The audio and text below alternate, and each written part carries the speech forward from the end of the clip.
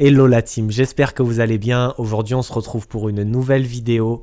C'est une vidéo que je voulais faire depuis un petit moment, mais je me suis dit pourquoi pas attendre la fin 2025, début 2026 pour la sortir, parce que ça va être très intéressant. Si jamais je commençais la vidéo cette année, je sais que je serai dans un sacré bourbier. En fait, je trouve que cette année, il y a eu énormément de sorties au niveau des caméras et des appareils photo. Et en fait, je trouve qu'il y a grave moyen de se perdre au début si on commence la vidéo en 2026 parce que tu sais pas quoi prendre, il y a trop de choses, trop de specs. Je pense qu'il faut se poser une question primordiale si on commence la vidéo en 2026, c'est qu'est-ce que je veux faire et qu'est-ce qui va m'être vraiment utile. Mais avant que la vidéo ne démarre, il faut commencer par s'abonner et la liker. Et on se retrouve juste après l'intro. Donc si je commence la vidéo en 2026, je suis dans un sacré bourbier parce qu'il y a trop d'appareils. Et comme je disais dans l'intro, la question à se poser c'est de quoi on va avoir besoin et qu'est-ce qu'on veut vraiment faire. Entre le Nikon ZR, la Canon C50, la C400, et là, je vais vraiment parler des boîtiers qui sont accessibles, bien évidemment, parce que quand on est débutant, on va pas acheter une Harry. Enfin bref, quand on est débutant dans la vidéo, je pense qu'il faut vraiment s'intéresser à qu'est-ce qu'on veut faire. Qu'est-ce qu'on veut principalement faire grâce à notre appareil. Est-ce qu'on veut faire du vlog? Est-ce qu'on veut faire des facecam comme maintenant?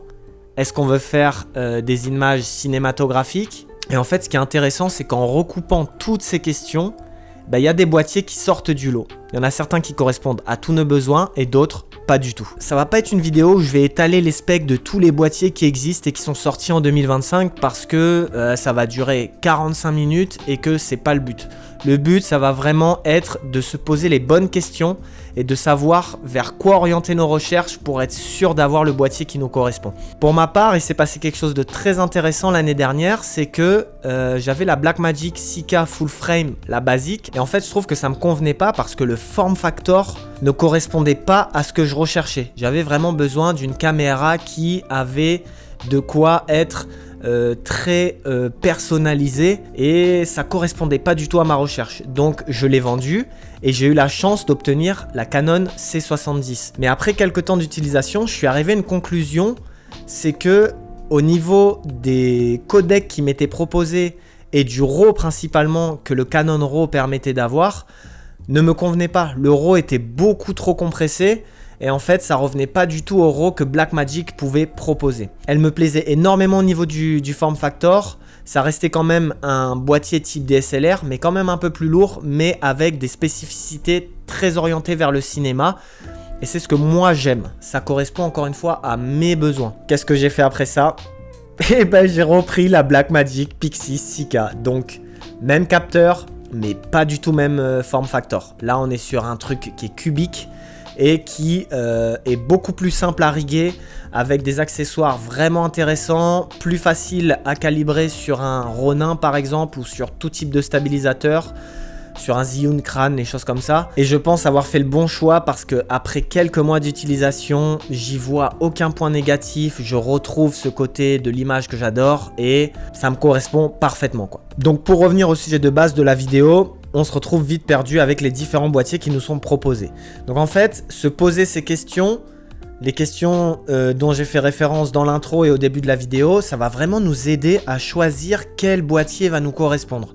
Si par exemple je fais du vlog, un ZVE1, un ZVE10 Mark II, même le premier ZVE10, ça va amplement suffire. Même des action cam vont suffire, puisque ce qu'on recherche, c'est pas forcément la qualité, mais plus le mood qu'on va instaurer dans la vidéo. On veut que ce soit rapide et efficace à déployer. On veut pouvoir filmer des éléments quotidiens, avoir un autofocus ou quelque chose qui n'est pas en train de sauter ou il va falloir faire le point parce qu'on veut que ce soit rapide, efficace. Quand on sort notre caméra, petit boîtier, boum, on filme et on est content. Alors que si on recherche par exemple plus à faire du facecam ou de la cinématographie ou du filmmaking et à avoir des contrats avec des clients, etc., on va peut-être plus s'orienter vers des choses spécifiques type Canon C70, Canon C80, C50, Blackmagic Pixie 6K, Blackmagic Full Frame. Et là, on va commencer à diguer un peu plus, on va dire, dans les spécificités que vont nous proposer la caméra. À partir de ce moment-là, une fois qu'on sait quel type de caméra va nous convenir, on a encore pas mal de caméras dans chaque sous-catégorie. En tant que caméra de vlog, comme je vous ai énoncé avant, vous avez le ZVE1 qui a quand même des specs assez costauds pour du vlog, mais qui reste compact et qui va nous permettre de faire des choses où on va pas avoir 1000 matos à sortir. Un objectif, une carte SD, une batterie et on est parti. Le ZVE10 va être cool, ZVE10 Mark 1, Mark 2. La FX30 ça va être sympa aussi, la FX3 pour du vlog ça reste encore convenable. On va devoir réfléchir un peu plus loin et savoir vers quoi on aimerait s'orienter à l'avenir, parce que du vlog c'est bien, mais si on veut se professionnaliser et avoir par exemple une chaîne YouTube ou quoi, et ben autant avoir quelque chose qui est qualitatif dès le début et se faire au matériel qu'on a. C'est vrai que changer de matériel toutes les 2 secondes c'est compliqué parce qu'il faut à chaque fois s'habituer à ce nouveau matériel.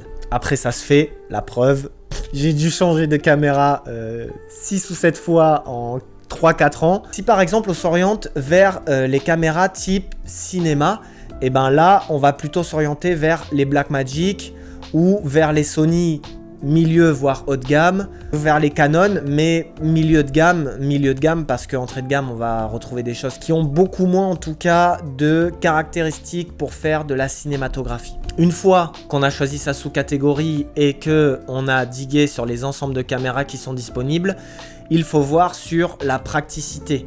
Qu'est-ce qu'on veut en faire? Est-ce qu'on veut la riguer? Est-ce qu'on veut pas la riguer? Est-ce qu'on veut quelque chose qui est déployable très rapidement? Est-ce qu'on a quand même le temps de mettre en place un setup qui va nous permettre d'être efficace et surtout à l'aise avec le matériel? C'est une réflexion en fait que j'aurais énormément aimé avoir au moment où j'ai commencé la vidéo, parce que si j'avais eu cette réflexion, eh ben j'aurais perdu beaucoup moins de temps sur ma recherche de la caméra parfaite pour moi. Bien évidemment. En fait, c'est simplement des points sur lesquels j'ai pas pris le temps de réfléchir au moment où j'ai commencé la vidéo.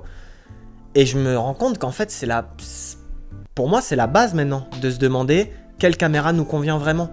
Et c'est vrai que quand tu commences la vidéo, eh ben, tu te retrouves dans un monde où ils te proposent 50 000 caméras. Toutes les marques, ils ont 50 000 caméras par gamme, entrée, milieu de gamme, haut de gamme. Et en fait, bah, tu viens vite à te perdre par l'aspect commercial et tu te retrouves vite à en acheter une, à pas être satisfait parce qu'il y en a une nouvelle qui sort, et etc. Mais en fait, c'est une perte de temps. Juste, il faut se dire, est-ce que ma caméra et celle avec laquelle je tourne aujourd'hui correspond à mes besoins, et est-ce que dans le futur ça pourra toujours correspondre à mes besoins. Pour ceux qui ont les capacités financières d'avoir plusieurs caméras, et ben tant mieux, parce que ça permet d'être polyvalent et d'avoir une caméra pour le vlog par exemple, et d'avoir une caméra qu'on sort pour des clients pour avoir un aspect plus cinématographique, plus professionnel.